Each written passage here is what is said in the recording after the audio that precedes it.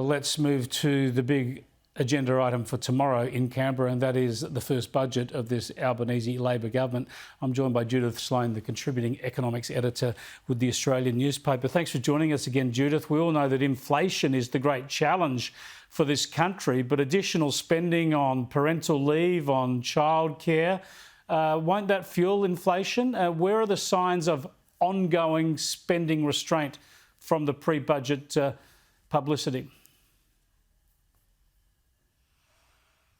Well, I think there'll be a lot of rhetoric about, eliminating waste and rorts, and they will definitely cut some of the coalition programs. But I guess the point is that they've got their own spending priorities. So for every program of the coalitions that cut, we should expect something quickly to take its place. So, I guess a more general point, Chris, is this, that no doubt it seemed like a good idea to bring on this budget in October, at that time, but I'm wondering whether they're kind of regretting it a bit now.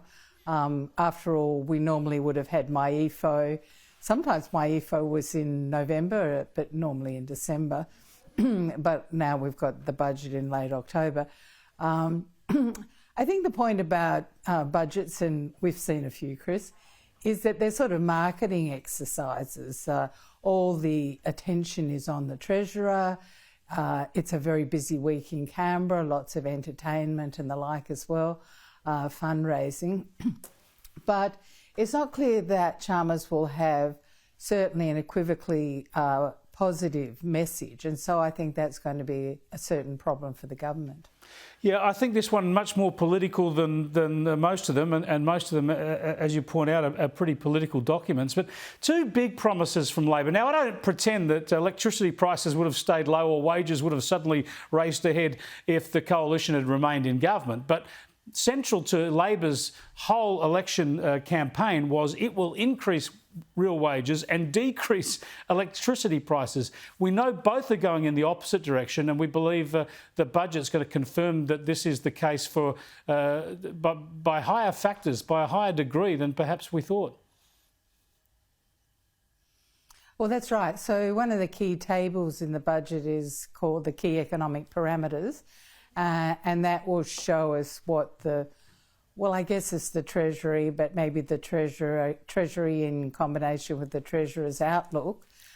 So we'll have what they think is going to happen with unemployment, what they think is going to happen with inflation, and what they think is going to happen with wages, particularly what we call the wage price index. And they've already foreshadowed that on those figures it looks as though real wages, so that's the difference between nominal wages and inflation, won't be a positive figure. There won't be real wage growth until the end of the forecasting period, probably, and I guess hopefully for the government, just prior to the next election. So that will be a key table to watch. But don't forget that there's a lot of massaging in that. It's a best guess. I think Jim Chalmers' original view was that inflation was going to peak and go away quickly.